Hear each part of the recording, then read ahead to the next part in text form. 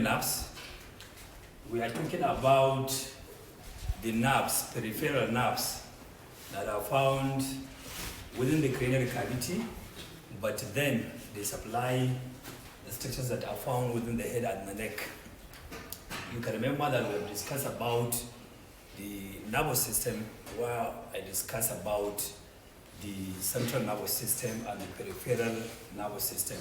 So the peripheral nervous system, as I said in the beginning of our neuro lectures, I said that the peripheral nervous system include the cranial nerves and the spinal nerves. So the cranial nerves, as I said initially, they are 12 pairs. And our 31 to 33 pairs of spinal nerves, they are similar to this 12 pairs of cranial nerves. So when you are asked to define what are cranial nerves, you can say that cranial nerves are nerves, peripheral nerves, that are found, within the cranial cavity, but then they supply structures in the head and the neck. The spinal nerves, they supply all other parts of the body, like the trunk, the upper and the lower limbs, and so on and so forth. So these 12 pairs of cranial nerves, they have their own nuclei. Almost all of them. I said almost all of them, they have their own nuclei found within the cranial cavity. So, and any of these cranial nerve may have one of the following fibers. So we have about 7 categories of fibers, classified based on their own functions. That's what we call general somatic afferent, general visceral afferent, general somatic efferent, general visceral efferent, spatial somatic afferent, spatial visceral afferent, and spatial visceral efferent. All these are classifications of the fibers of these cranial nerves based on the functions they perform. If we now take the general somatic afferent fibers, these general somatic afferent fibers, they carry sensory information away from, for example, the skin, skeletal muscles and joints. Typical examples are the cranial nerve number 5 and cranial nerve number 7. So they carry sensory information from the skin, because we have discussed about the trigeminal nerve carries some information, sensory information from the face, and then it carries the information into the cranial cavity to the area, somatosensory area.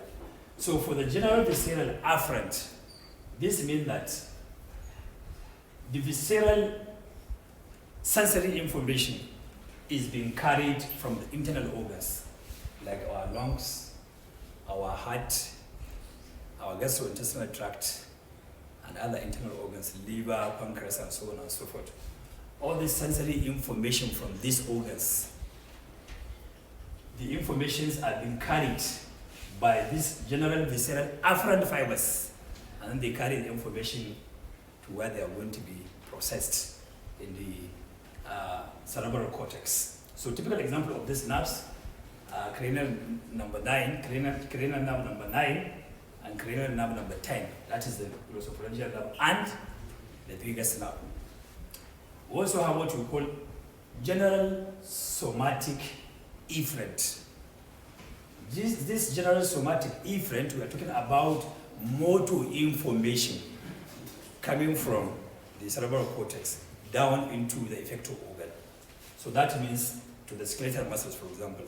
So typical example of these cranial nerves are the cranial nerve number 3, 4, and 6. These are all motor, cranial nerves. We also have general visceral efferent fibers. That means motor information from the cerebral cortex down to the viscera of our own body. for them to be able to perform their own motor functions. So this includes the smooth muscles. Let's say, for example, our smooth muscles of our gastrointestinal tract, and other smooth muscles in our own body, including the glands, So most of these glands, they have secretomotor fibers coming from the cerebral cortex down to these glands. So this kind of fibers, they are called general, visceral, efferent. So we also have what we call spatial, somatic, afferent fibers.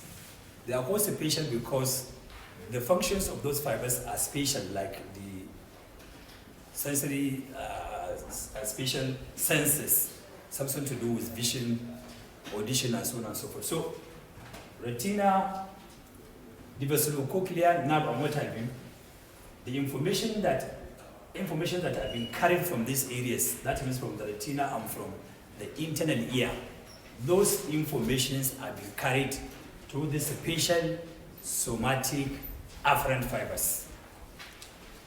And then we also have what we call spatial, visceral, afferent fibers. These spatial, visceral, afferent fibers, they carry sensory information from the viscera, like the tongue and the nose. So they take this sensory information to the area where they are going to be processed. So examples of these nerves include the trigeminal nerve and the facial nerve, the C7 cranial nerve. And then finally, we have what we call spatial visceral efferent.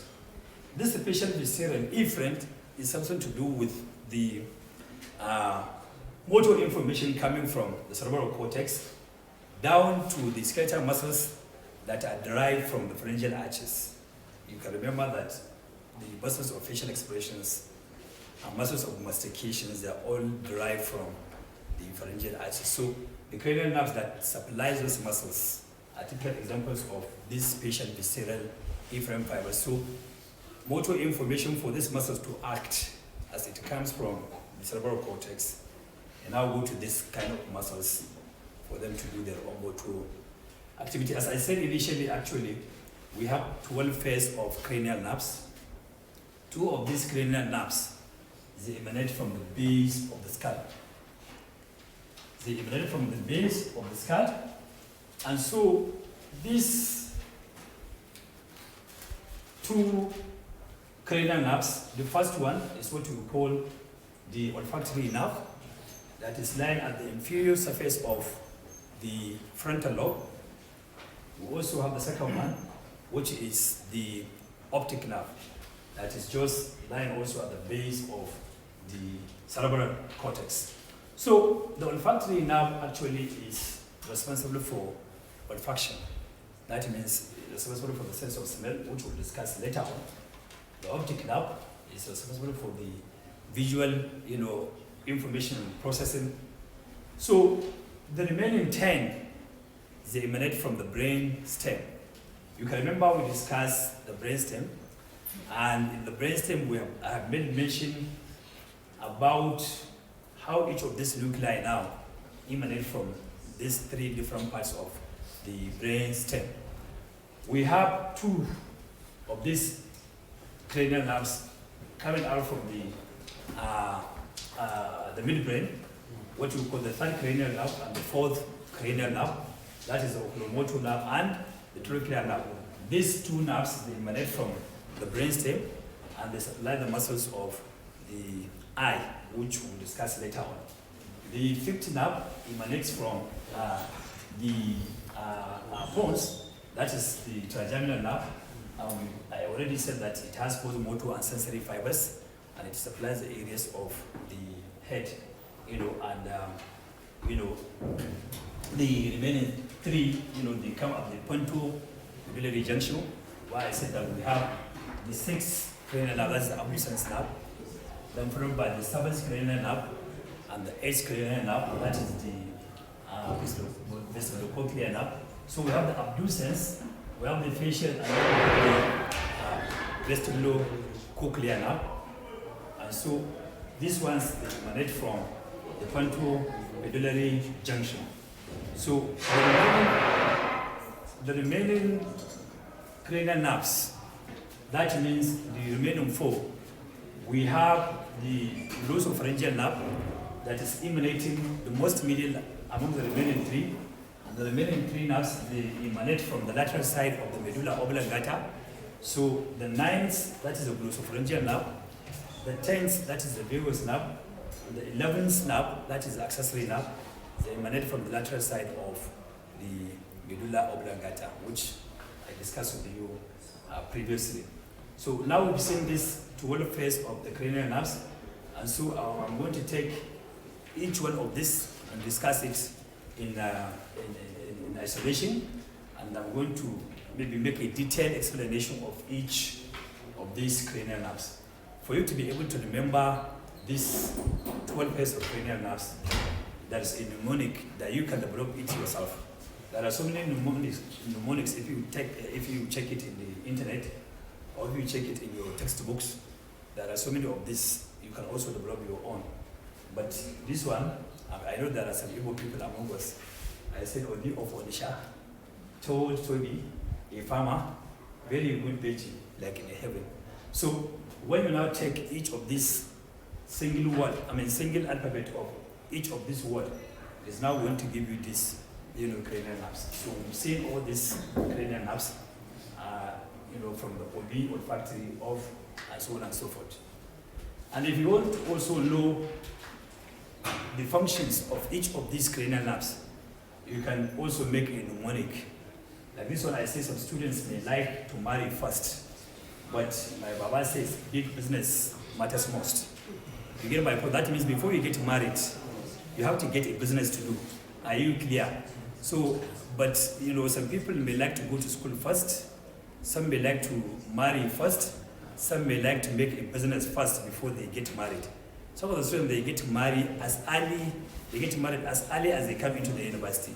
So some students may like to marry first, but my Baba says big business matters most. So S is for sensory, M for motor, while B for both motor and sensory functions.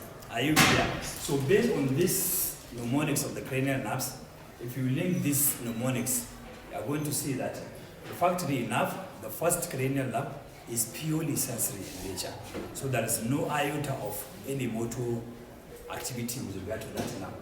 When you take optic nerve, student S is also purely sensory in nature for vision and what have you. While oculomotor is motor, purely motor. And then when you take the trochlear nerve, it's also motor. And when you take the trigeminal nerve, it's both. That means it has both motor and sensory function. If you can remember, trigeminal nerve, I said that it has both motor and sensory, look like the pons. So it is both motor and sensory. Similarly, if you now take the abducens nerve, it's purely motor because that nerve supplies one muscle, the lateral rectus. And then the facial nerve is also both motor and sensory. Vestibulocochlear nerve is purely sensory. It's for balancing and for hearing. So all these are sensory activities.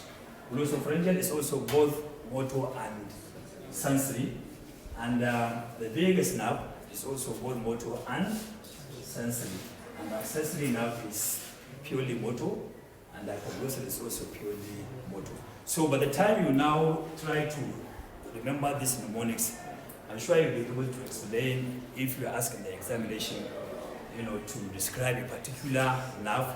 It is on nuclei, where the nuclei is found, and the orientation of the nerve, and then the area how it comes out of the cranial cavity, and the functions of this nerve. So definitely by this, you guys are going to make a hay if you are asked in the exams to write any of these cranial nerves. So I'm going to have a break, and I'll take the olfactory nerve, and then we discuss that one in detail.